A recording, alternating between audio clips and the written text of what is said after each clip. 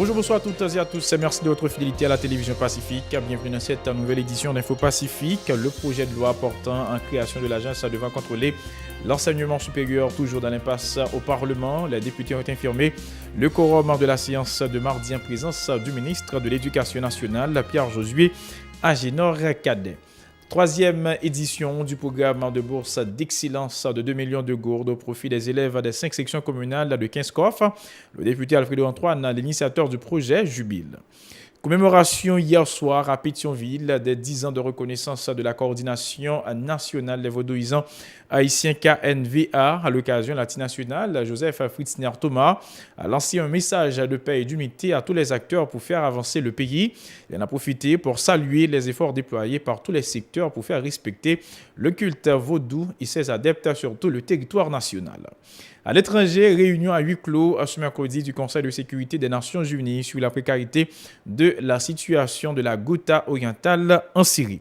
Voilà, mesdames et messieurs, pour l'essentiel de cette édition. Restez branchés sur la télé Pacifique.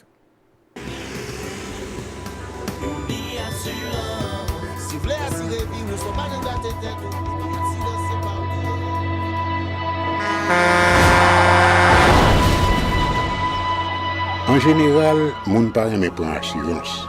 Je considère que son l'argent rejeté. Et pourtant, l'argent assurance te doué dans le budget ou à côté l'argent kayak, l'argent manger. Il est là pour les deux traverser un mauvais pas. Gardez tout à côté.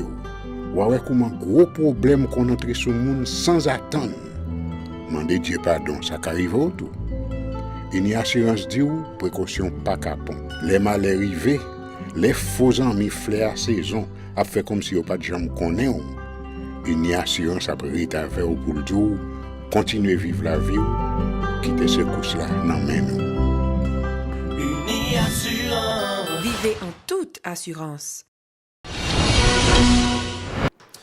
Bienvenue, mesdames, messieurs, dans le développement du journal. Les députés n'ont pas donné leur approbation mardi au projet de loi portant création de l'agence devant contrôler l'enseignement supérieur. Le ministre de l'Éducation nationale et de la formation professionnelle, Pierre Josué Agénor Cadet, a pris part à la séance dont le quorum a été infirmé par les parlementaires après plusieurs heures de débat. Le président des députés qui déclare que la séance a été mise en continuation insiste sur la nécessité pour ses collègues de voter le document, les précisions de Gary Bodo. Il y a deux instruments qui étaient déposés dans le Parlement sur le fonctionnement et la modernisation de l'enseignement supérieur qui avaient été votés la semaine dernière.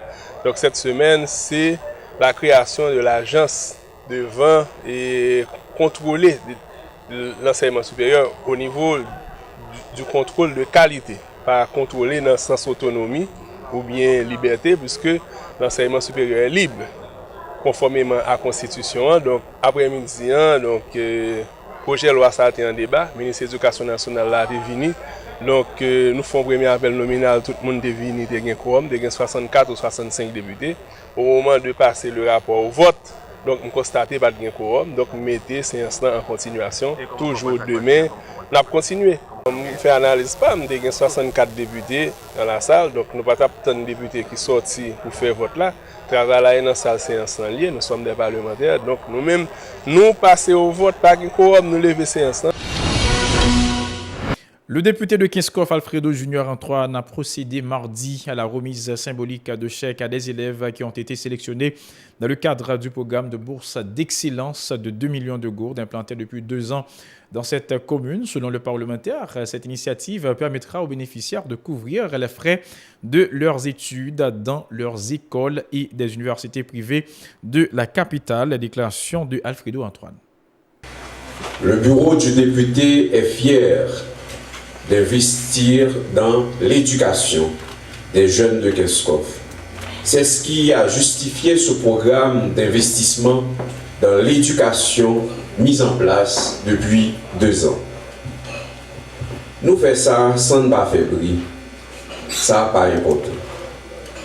Pourtant, il est important d'investir dans la jeunesse, surtout les jeunes doués d'intelligence, mais issus de familles d'humbles conditions économiques. Nous choisissons de financer l'excellence dans la mesure de nos moyens car nous n'avons reçu l'aide d'aucun secteur. Les écoles des 5 sections communales sont concernées. Mais nous retenons les élèves les plus brillants. Nous visons l'excellence. Le cycle primaire est concerné, le cycle secondaire, philo, est concerné. Jusqu'à présent, nous avons une trentaine d'étudiants et d'élèves. Nous travaillons avec les universités Quisqueya, Notre-Dame et l'université de Port-au-Prince. L'institution Le Carmel, le collège Baptiste de Fermat, l'école Jean-Paul II sont retenus à date. Nos étudiants sont en droit, en médecine, en agronomie, en génie civil.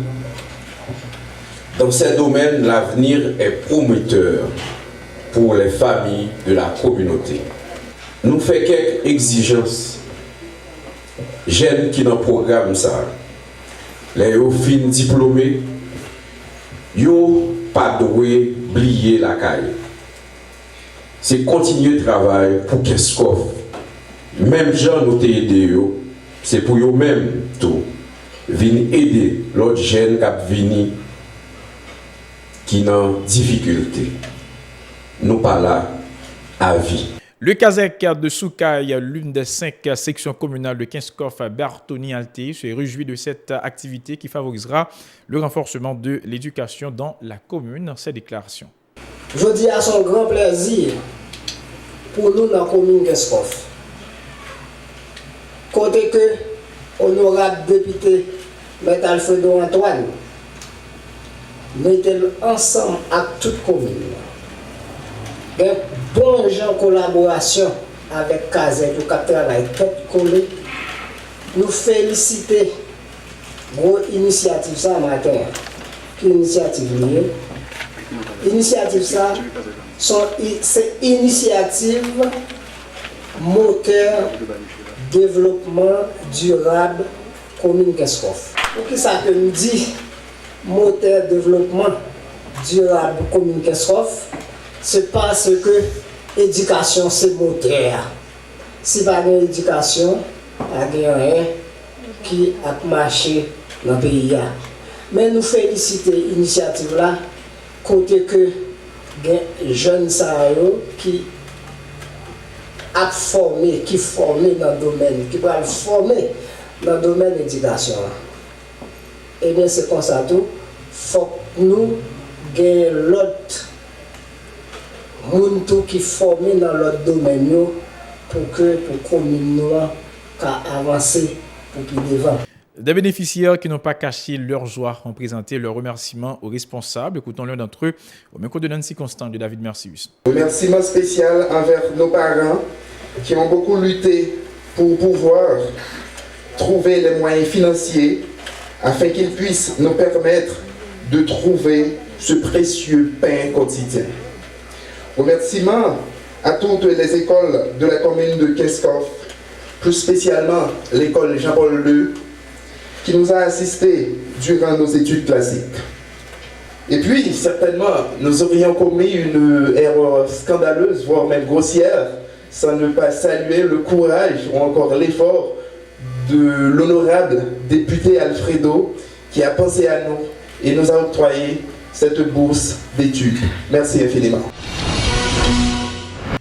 Autre nouvelle, la Confédération nationale des vaudouisants haïtiens KNVA souffle ses 10 premières bougies ce 7 mars à la veille du jour J. Ses membres ont offert un gala à Pétionville mardi soir à plusieurs personnalités dont le ministre des Affaires étrangères et des cultes, des ambassadeurs de pays étrangers, des parlementaires et des patrons de médias ont pris part à cette soirée durant laquelle les responsables de la KNVA ont dressé un bilan plutôt satisfaisant de leur réalisation pour cette première décennie. L'antinational Joseph Fritzner Thomas souligne des efforts consentis pour garantir la protection des vaudouisants à travers le pays. Il en a profité pour lancer un appel à l'unité aux Haïtiens de toutes croyances religieuses autour de la cause du pays. Cette déclaration. 10 ans par nous, nous sommes capables de considérer qu'un coup c'était 100 ans pour l'effort qui fait de 2008 à 2018 pour nous tomber dans 10 ans. KNVA fait un pile parcours. Nous avons passé 2 Ati et que moi-même, moi, 3e. Nous envie d'avancer, aller plus loin pour nous voir que si nous sommes capables de rassembler tout Haïtien, que ce soit catholique, que ce soit protestant, que ce soit vaudouisant, nous là pour un seul Haïti. Nous demandons tous vaudouisants. L'année prochaine, nous allons fêter 11e année KNVA pour nous capables de plus de monde et plus de monde qui est intéressé à l'effort que nous avons fait pour avancer. L'Atinational a par ailleurs évoqué certains projets de la Confédération nationale vaudouisant haïtien KNVA. Parmi les plus importants, la construction de 10 badis conceptuels à travers le pays. Les badis conceptuels sont les équivalents des cathédrales dans la religion catholique et des mosquées chez les musulmans. Selon Thomas Joseph Fritzner, ces lieux sacrés permettront d'accueillir les cérémonies qui seront célébrées par les prêtres et prêtresses vaudous une fois assermentés. Ces explications. Bon marché Salomon, que vous montrez moi, on l'église protestante qui barre avec carton. Je dis c'est là que je chantais enterrement vaudouisant là mouru parce que l'église catholique ne peut pas voulu chanter enterrement. Alors c'est raison ça qui fait que moi-même je vim pour me venir ici parce que nous avons corriger ça. Et grâce à Créateur et grâce à l'esprit des ancêtres, grâce à l'effort que nous-mêmes de KNVA avons fait, nous réaliser maquette en bâti conceptuel ça qui va permettre que nous chanter Bohoun en vaudouisant parce que nous-mêmes nous pas dit nous mourir, nous dit que nous traversons. Nous pas chanter enterrement, nous pas marier moun, nous placer moun, nous pas baptiser moun, nous endoyer moun. Alors bâti conceptuel là, c'est tout devoir ça le bagage pour le faire. Nous bagage pour nous faire l'école, un paquet de bagages en dedans. Université, en dedans, bâti conceptuel, ça, maquette là, pour nous à la recherche, pour nous faire offre d'appel, pour nous connaître qui gens que nous parlons construire bâti conceptuel, ça. Et nous laguer ça dans le gouvernement, parce que nous avons besoin des endroits, nous avons besoin de terre pour nous bâtir, pour nous commencer à bâtir un bâti conceptuel, parce que nous voulons ériger un bâti conceptuel dans chaque département dans le pays. Le bâti conceptuel là, c'est équivalent aux cathédrales. C'est équivalent d'un mosquée.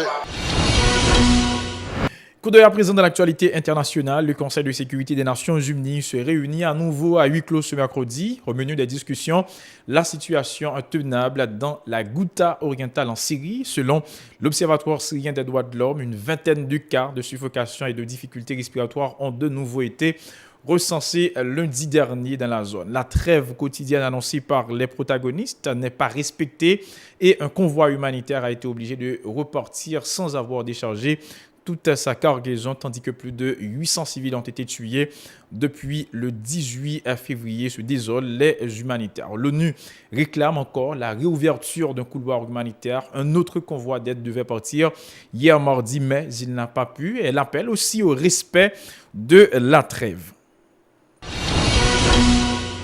Voilà, mesdames, messieurs, pour l'essentiel de cette édition. Merci à vous qui l'avez suivi. Je vous invite à rester branchés sur la chaîne 54 pour la suite de la programmation.